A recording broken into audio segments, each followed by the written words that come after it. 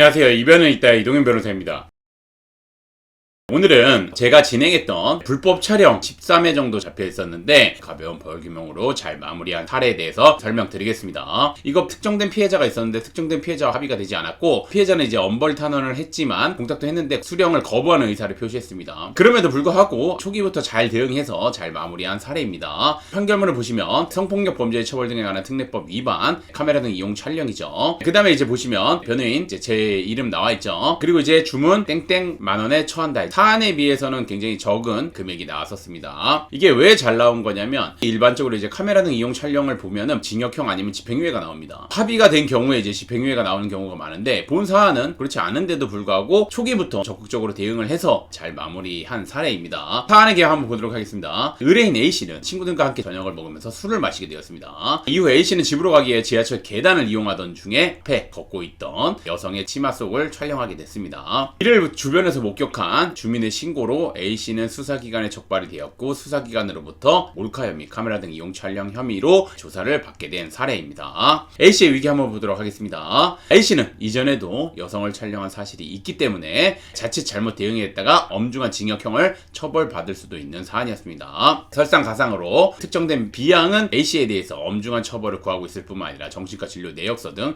여러 자료를 제출하여서 A씨에게 매우 불리한 상황이었습니다. 뿐만 아니라 A씨에 대한 디지털 포렌식을 한 결과 여죄가 튀어나왔죠. 한 13건 정도 됐습니다. 가볍지 않은 사안이었습니다. 그래서 어떻게 대응해야 될지 고민하다가 A씨가 저를 찾아오셨습니다. 어떻게 이 가벼운 벌금형으로 잘 마무리했는지 한번 보도록 하겠습니다. 저는 이 사건을 수임한 뒤 A씨에게 혐의를 인정하고 최대한 가벼운 벌금형을 받도록 대응하자 그거를 위해서 필요한 양형자료나 이런 것들을 적극적으로 요청을 드렸습니다. 양형자료를 바탕으로 해가지고 A씨는 혐의를 모두 인정하고 반성하고 있다는 점, A씨는 피해자들과 합의를 하려고 노력하고 있다는 점, 공탁 수령을 거부하는 의사를 표시하지만 공탁까지 한 거 그런 것도 좀 어필을 했습니다. 그 다음에 A씨는 재범을 저지르지 않기 위해서 꾸준하게 정신과 진료를 방문하고 있고 그 다음에 여러 성 관련 교육도 이수하고 주기적으로 자기를 컨트롤하는 소감문이나 이런 것도 제출하면서 재범 위험성이 없다는 내용의 의견서를 제출했습니다. 그뿐만 아니라 수사에도 적극적으로 임했고 그 외에도 제가 이제 의견서에 주장했던 내용을 다시 한번 이제 A씨의 입을 통해서 끌어내는 게 이제 피고인 신문이라고 보시면 됩니다. 근데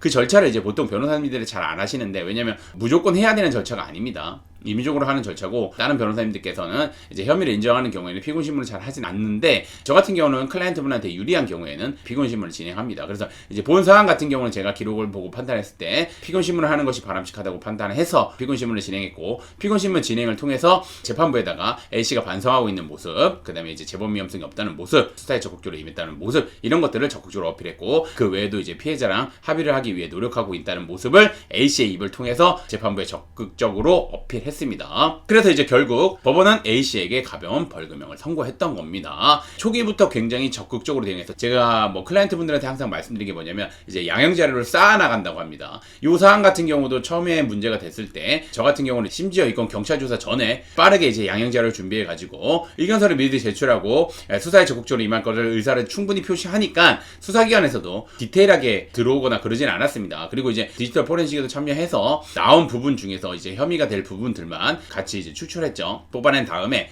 그 부분에 대해서도 저희 클라이언트 분이 양형 자료를 저한테 줬고 제가 이제 그걸 바탕으로 해가지고 혐의를 인정하는 취지의 의견서를 제출해 놨기 때문에 수사기관에서도 그렇게 이제 디테일하게 들어오거나 뭐 그러진 않았었습니다. 그래서 이제 수사도 스무스하게 받았고 조사를 받고 난 다음에도 제가 이제 A씨한테 뭐 반성문이나 주기적으로 정신과를 방문하는 거, 그 외에도 이제 뭐 성 관련 교육 이수를 몇 개 더 받으라는 거, 그 다음에 이제 성 관련 도서나 이런 걸 읽고 소감문을 작성하는 거, 뭐 그런 것들을 요청드렸습니다. 그래서 이제 그걸 주기적으로 받아가지고 제가 주기적으로 제출했습니다. 쌓아 나가니까 검사 입장에서도 구형을 세게 하진 않았고 판사님 입장에서도 본 사안처럼 좋은 판결을 내린 겁니다. 보통 이제 재판이나 이런 거 시작되면은 저는 이제 앞에 재판을 좀 많이 보는데 다들 그냥 반성하고 있다고 하는데 그 반성하고 있는 걸 어떻게 입증하는지 그런 게 전혀 안 나옵니다. 재범 위험성이 없다는 걸 입증해야 되는데 그 입증하는 자료들이 없습니다. 저 같은 경우는 아까 말씀드린 것처럼 반성문 주기적으로 받아서 주기적으로 제출했고 그 양형 자료가 쭉쭉쭉 쌓여져 있는 겁니다. 그럼 이제 판사님 입장에서도 볼 때